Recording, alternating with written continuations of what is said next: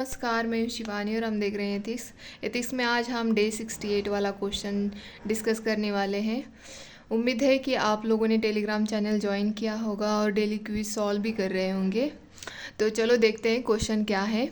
Increased national wealth did not result in equitable distribution of its benefits.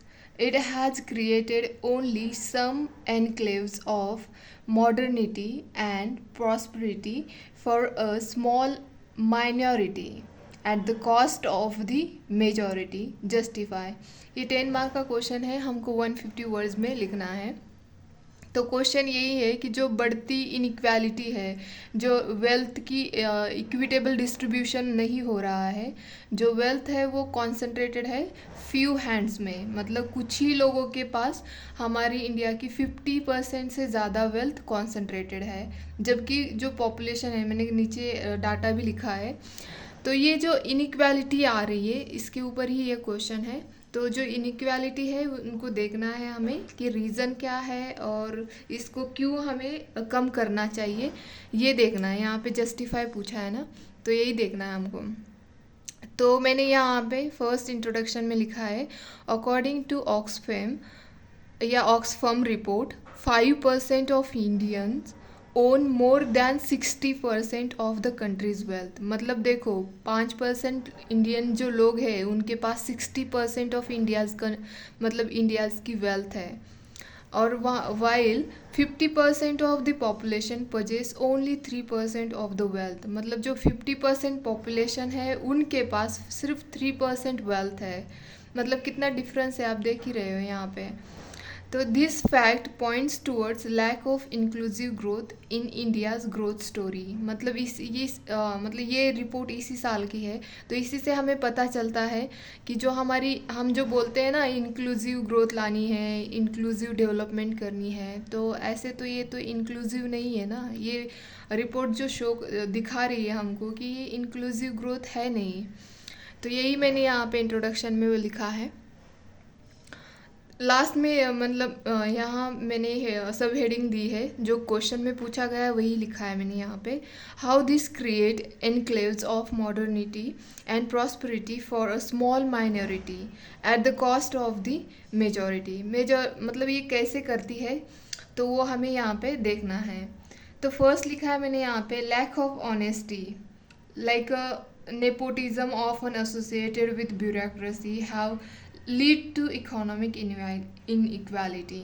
मतलब हम देखते हैं ना कि देखो अगर जॉब भी चाहिए आपको या कुछ आप वर्क कर रहे हो या कोई बिजनेस स्टार्ट करना चाहते हो, तो आपके मतलब कनेक्शन तो बनते ही है ना, क्योंकि अगर कनेक्शन नहीं है तो आपका सरवाइव करना बहुत मुश्किल हो जाता है। सबसे फेमस तो बॉलीवुड ही है नेपोटिज्म के लिए, मतलब इसी का केस मतलब हमने ज़्यादा देखा है ना। तो इसी की मतलब ये जो नेपोटिज्म होता है हर फील्ड में ले लो, या पॉलिटिकल ले लो, इकोनॉमिक ले लो, या सोशल ले लो, कहीं पे भी ले लो, तो इसी की वजह से इनइक्वालिटी बढ़ने लग जाती है। मतलब जो पावर है वो, और या वेल्थ कहो, हम वेल्थ ही तो पावर होती है, वो कॉन्सेंट्रेटेड होती है फ्यू हैंड्स के, हाँ मतलब फ्यू हैंड्स में। तो यहाँ पे मैंने एग्जाम्पल भी लिखा है कि industrialist getting hold of sources like land with the help of political connection. जैसे कि देखो पुणे ले लो, दिल्ली ले लो, यहाँ पे लैंड खरीदना तो आसान नहीं है, इसलिए जो पॉलिटिकल कनेक्शन लगा के, जुगाड़ लगा के लोग लैंड खरीदी करते हैं। तो सेकंड मतलब नेक्स्ट हमें यही देखना है, मतलब इसमें जो भी आता है सेकंड, इरेस्पॉन्सिबल गवर्नेंस है। जैसे कि मैंने लिखा है यहाँ पे, lack of people centric approach. मतलब गवर्नेंस जो होता है उनका पीपल सेंट्रिक अप्रोच नहीं होता है, तो ये भी एक पॉइंट है। थर्ड है लैक ऑफ कंपैशन। जो कंपैशन होना चाहिए सिटीज़न के टूवर्ड्स, उसमें भी कमियां हैं। Not taking active step to reduce economic inequality and lack of social responsibility. मतलब ऐसी कोई स्टेप नहीं उठाया है, जो मतलब एक्टिव स्टेप नहीं उठाया है जिसकी वजह से जो इकोनॉमिक इनइक्वालिटी आ रही है उसमें कमी आ जाए। फोर्थ लिखा है मैंने, ignorance citizens ignorant of their rights due to government's lack of accountability, reducing inequality। मतलब गवर्नमेंट में भी कोई ऐसा स्टेप नहीं उठाया है जो कि सिटीज़न के जो राइट्स होते हैं, सबको राइट्स है यार कि वो मतलब समान अधिकार से जिए, बट इसके लिए कोई मतलब गवर्नमेंट ने स्टेप नहीं उठाया है। इसी से हमें लगता है, मतलब दिखाई देता है कि गवर्नमेंट में अकाउंटेबिलिटी की कमी है। 5th लिखा है failure of trickle down theory, जैसे कि इकोनॉमी पॉलिसी ऑफ 1991। इसके बाद नेशन के पास बहुत सारी वेल्थ भी आई, जो हमारे सर्विस सेक्टर है वो ग्रोथ करने लग गया। फिर भी इसके बावजूद भी जो वेल्थ डिस्ट्रीब्यूशन है वो अनइक्विटेबल है, मतलब समान नहीं है। उसमें इतनी हम मतलब इतना प्रॉफिट कमाते हैं फिर भी वो इक्वली डिस्ट्रीब्यूट नहीं होता है, तो इसी वजह से ये फेल हो गई पॉलिसी।